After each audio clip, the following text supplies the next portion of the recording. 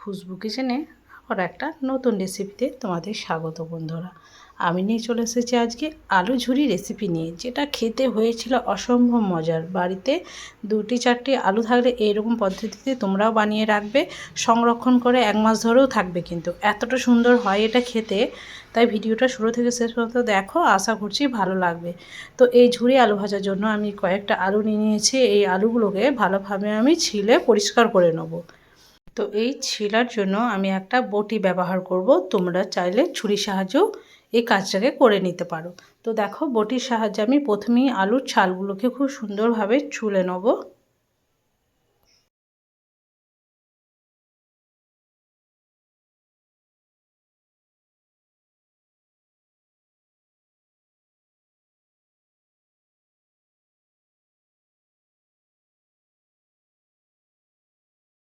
তো একটা আমার কমপ্লিট হয়ে গেছে ছোলার। এরপর দেখো আমি কেমনভাবে কাজটাকে করছি। ঠিক এইভাবে লম্বা লম্বা করে একটু স্লাইস করে কেটে নিতে হবে।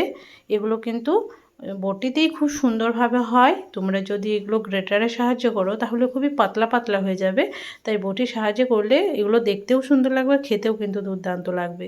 তো দেখো, স্লাইস করে কাটার পর আবারও আমি কিন্তু এগুলোকে সরু সরু করে কেটে নিচ্ছি। তো আশা করছি বুঝতে পারছো আমি কেমনভাবে কাজটাকে করছি। তো দেখো, ঠিক এইরকম হবে আলুগুলো, কতটা সুন্দরভাবে তৈরি হয়েছে দেখো।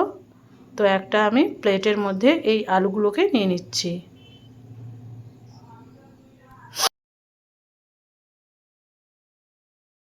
তো সেম পদ্ধতিতে আর একটাকেও তোমাদেরকে দেখাচ্ছি। দেখো, প্রথমে আলুটাকে আমি খুব সুন্দরভাবে ছুলে নিয়েছি, তারপরে স্লাইস করে কেটে নিচ্ছি পাতলা পাতলা করে, মানে মিডিয়াম পাতলা, খুবই পাতলা নয়। তো এরপর আবারও এক সাইড থেকে সরু সরু করে আমি কেটে নিচ্ছি, যেমন আলু ভাজা তৈরি হয় ঠিক সেই রকম।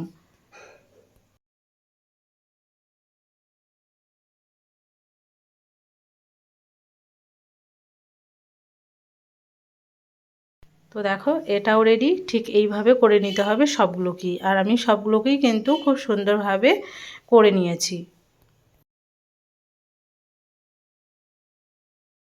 আর দেখো, সবগুলো রেডি হয়ে গেছে। এরপর এগুলোকে আরও একবার খুব সুন্দরভাবে আমি জল পাল্টে পাল্টে ধুয়ে নেব। ধুয়ে নেওয়ার পর একটা পাতলা সুতির কাপড় নিয়ে নিয়েছি, এর উপরে এগুলোকে খুব সুন্দরভাবে বিছিয়ে দেবো, মানে এক্সট্রা যে জলটা আছে সেটা যেন সোপ করে নেয় এই কাপড়ের মধ্যে। তাই দেখো, খুব সুন্দরভাবে আমি ছড়িয়ে নিয়েছি চারি সাইডকে। তারপর আমি খুব ঘষে ঘষে এই বাকি যে জলটাকে আছে সেটাকেও মুছে নেবো।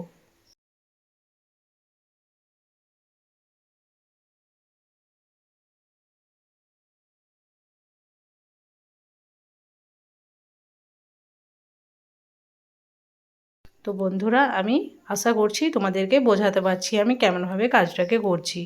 একবার এই রেসিপিটাকে বানাবে আর মাস জুড়ে সংরক্ষণ করেও রাখতে পারবে। তো দেখো, একদম আলু ঝরঝরে হয়ে গেছে, একটু কিন্তু জলের মধ্যে নেই। তো চলো, এগুলোকে আমি নিয়ে নিই একটা জায়গাতে।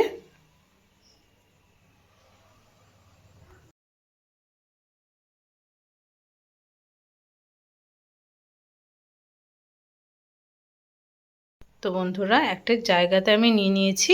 এরপর চলো এগুলোকে ভেজে নেওয়ার পালা। আর দেখো কতটা সুন্দরভাবে এগুলো রেডি হয়েছে। তো এইদিকে আমি গ্যাস ওভেনে একটা কড়াইয়ে চাপিয়ে দিয়েছিলাম তেল। তেলটা এবার খুব সুন্দরভাবে কিন্তু গরম হয়ে গেছে।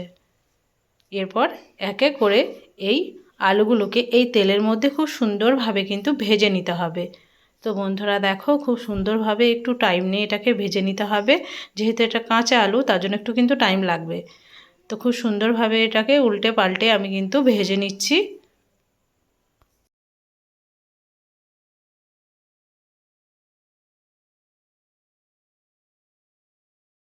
তো বন্ধুরা দেখো, আর যখন কিন্তু ভাজা হয়ে যাবে তখন এটা খুব সুন্দর কালার চলে আসবে, গোল্ডেন ব্রাউন।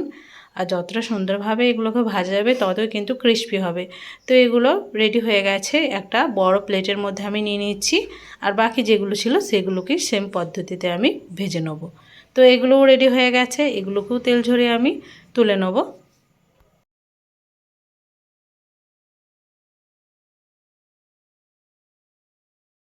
তো বন্ধুরা, সবগুলো কিন্তু আমার ভাজা কমপ্লিট। চলো এরপর এগুলোকে মানে আরও সুন্দর যাতে লাগে তার জন্য এখানে নিয়ে নিয়েছি কিছুটা কারি পাতা আর নিয়ে নিয়েছি 4টা শুকনো লঙ্কা দিলে এর টেস্টটাও কিন্তু খুব সুন্দর লাগে আর দেখতেও কিন্তু খুবই সুন্দর লাগে।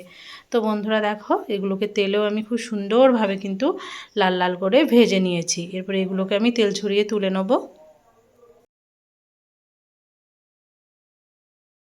তো বন্ধুরা তেল ঝরিয়ে দেখো আমি তুলে নিচ্ছি।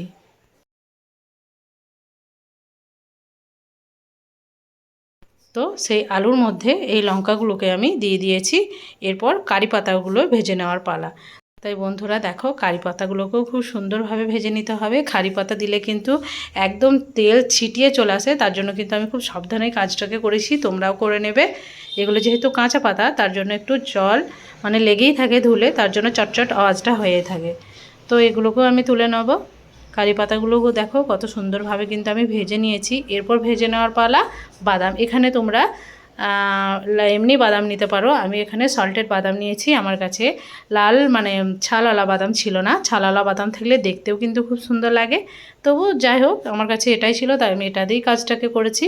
তো এটাকেও একটু তেলের মধ্যে আমি ভেজে নিয়েছি। তো এগুলোকেও তেল ছড়িয়ে আমি তুলে নেবো বাদামগুলোকে। তো চলো সবগুলো কিন্তু আমার রেডি হয়ে গেছে।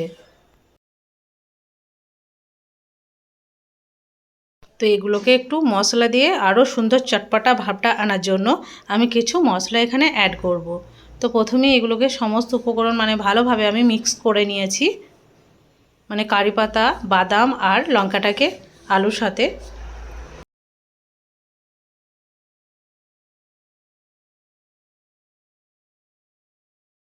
তো বন্ধুরা এরপর অ্যাড করব আমি বিট লবণ। তাই 1 চামচ ভর্তি ভর্তি দিয়ে দিয়েছি বিট লবণ। তো খুব সুন্দরভাবে বিট লবণটাকে চারি সাইডে ছড়িয়ে দিতে হবে। এরপর ভালোভাবে মাখিয়ে নিতে হবে।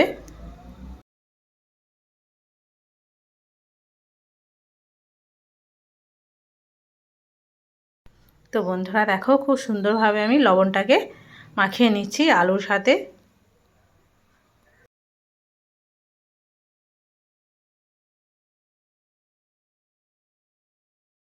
তো কালার যাতে আরও সুন্দর আসে তার জন্য এখানে আমি অ্যাড করেছি কাশ্মীরি লাল লঙ্কার গুঁড়ো। তো বন্ধুরা এরপর প্লেটের মধ্যে তোমাদেরকে সার্ভ করে দেখাচ্ছি। তোমরা এখানে আমচুর পাউডারও দিতে পারো, খুব সুন্দর লাগবে খেতে।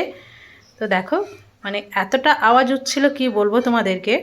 তো বন্ধুরা আজকের রেসিপিটা তোমাদের কাছে কেমন লাগলো সেটা কমেন্টে জানাতে ভুলবে না। যারা নতুন আছো তারা চ্যানেলটাকে অতি অবশ্যই সাবস্ক্রাইব করে আমার পাশে থাকবে, বেল আইকনটা অবশ্যই ক্লিক করে রাখবে যাতে আরও নিত্য নতুন ভিডিও তোমরা সর্বপ্রথম পেয়ে যাও। আর এরকম পদ্ধতিতে ঝুরি আলু ভাজা অবশ্যই বাড়িতে বানাবে আর মাস জুড়ে সংরক্ষণ করে রাখতে পারবে। গেস্ট এলে তাদেরকে দেবে, তারা তো তোমার কাছে জিজ্ঞাসা করবে যে কেমনভাবে এই রেসিপিটা বানিয়েছো। তো আজকের মতো বিদায় নিচ্ছি, ভালো থাকবে সুস্থ থাকবে।